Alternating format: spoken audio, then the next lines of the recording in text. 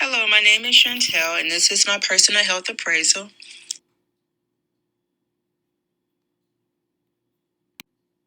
The five health indicators that I decided to choose was environmental quality, tobacco use, mental health, overweight and obesity, and physical health. We're going to start out by talking about environmental quality. I was raised in a two-parent household, my mom and my dad. I felt pretty safe and protected, was very loved and adored. However, the city was saturated with refineries, and I was exposed to secondhand smoking. So I don't know how great of a quality my environment was in that aspect. I want to stress to my patients the importance of creating a positive space to thrive mentally, physically, and emotionally, and making sure that their environment is safe to where they're not exposed to anything that can be harmful to their health.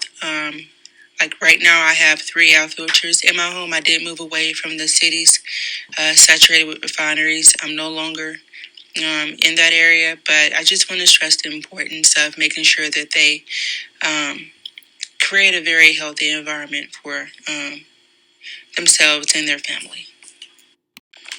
Moving on to tobacco use. Unfortunately, both of my parents were smokers, so my sisters and I was exposed to smoking, cigarette smoking most of our lives. Riding in the car, in the kitchen, playing outside. We were always around it. I actually had been learning about the dangers of cigarette smoking while in school, so I did try to convince both my parents to quit smoking. I think I was probably in middle school. I actually would take their cigarette packs and hide them. I began getting in trouble though, so I had to stop that. But um, yeah, I'm very compassionate about helping others quit smoking, just because I understand the risk and know how it's really hard on the family to have someone have cancer and have to watch them get really sick. It's not a fun thing to do. So any um, anything that I can do, answering questions, addressing concerns when it comes to smoking cessation with my patients, I feel very strongly about that, and I hope that one day I'm successful to convince patients to quit smoking. Moving along, mental health. Growing up, I had not a single care in the world. I was raised by both parents. My sisters and I were all very happy. My parents were very happy. Um, Everything was pretty healthy. It wasn't until my mom got sick with cancer that depression decided to show its ugly face. It was pretty difficult because my mom was my best friend. So to see her shattered into a million of pieces each time we received bad news that the cancer had spread or wasn't responding to chemo, that was really hard. And so once she did pass away, I ended up being in a pretty dark place.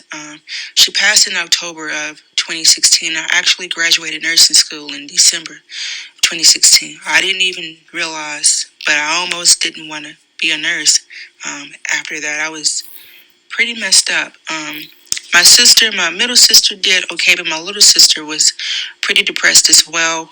She ended up going to see a therapist, and she convinced me to see one as well because she noticed that I needed extra help, and I was trying to fight it. I thought I could fix myself, but I'm so glad that I decided to give the therapist a chance. And so I want to just let my patients know that overcoming depression or any mental illness is difficult, but it is very possible to overcome, and help is always available, and it's okay to need help. I think that's the biggest issue, is feeling like a failure maybe, or just feeling like you don't need something, or you could heal yourself by yourself, but it's definitely okay to need help. And I just want to stress that with my patients, that help is available. So please, please, please take advantage of that. Overweight and obesity. Again, I was raised in a Southern home, so it was Southern cooking. But I actually started eating clean once I got to college. However, my eating habits declined once I went through depression with losing my mom. My food choices were very unhealthy. So I want to stress the importance of healthy diet to patients, because it affects more than just the physical. poor eating choices. I didn't even realize it back then, but it was also affecting my mental. So I was just sad all the way around and eating foods that wasn't beneficial to me.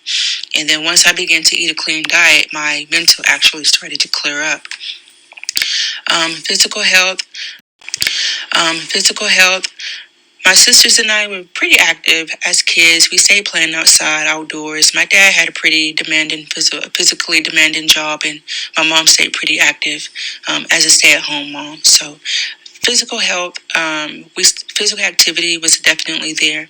Again, it declined once I went through that depression. So again, want to explain to patients how every health indicator is kind of related to one another and dependent on one another. So when my mental health declined, my physical health declined. I did gain control back over my physical health once I gained control over my mental health.